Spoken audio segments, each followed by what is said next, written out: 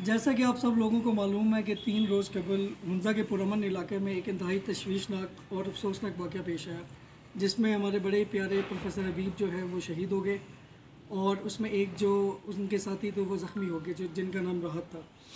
मैंने ख़ुद मौके की मुनासबत को समझते हुए क्राइम सीन पे गया। मैंने मौके का मुलाहिज़ा किया। ब्रोंकशल में मौके पे हमें जो है वहाँ पे 2 अदद चलीदा खोल कारतूस मिले और 2 बुलेट्स वगैरह मिले। ये मुझे बताते हुए इंतहाई खुशी होती है कि पुलिस ने सिर्फ 3 रोज़ के अंदर इंतहाई ज़्यादा मेहनत करके ना सिर्फ असली मुजरिम को पकड़ लिया है, बल्कि हमने उससे जो है वेपन ऑफ ऑफेंस जो है वो भी रिकवर कर लिया है। तो मैं इसकी आपको कुछ तफसीलात बताता हुआ चलूँ। हमें जो सबसे ज़्यादा इसमें कामयाबी हुई, जो मज़रूर था जिसका नाम राहत है, उसने हमें हुलिया बताया था कि वो उस हुलिये के मुताबिक हमने तकरीबन 12 बंदों को गिरफ़्तार किया, 12 बंदों की तफ्तीश की।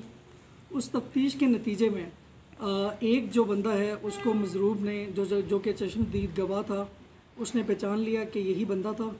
और फिर हमने अहले इलाका से और हमने जो हमारी स्पेशल ब्रांच है और हमारे जो DSP के लोग हैं उनसे हमने उसकी जो है इन्वेस्टिगेशन करना शुरू कर दी।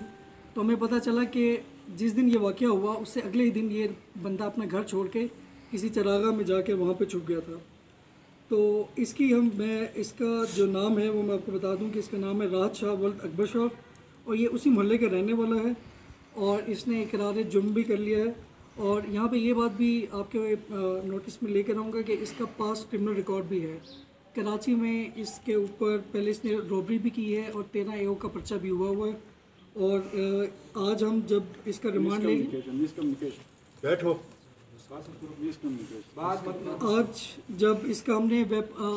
जब हम इसको लेकर गए वेपन ऑफ ऑफेंस की रिकवरी के लिए, तो हम 2 प्राइवेट लोगों को भी लेके गए और वहाँ पे जो है इसके घर के करीब जो इसका अपना मवेशी खाना है उसकी छत पर इसने असला छुपाया हुआ था, जिसमें से 30 बोर का जो पिस्तौल है वो हमने बरामद कर लिया, जो कि आप यहाँ पे देख सकते हैं।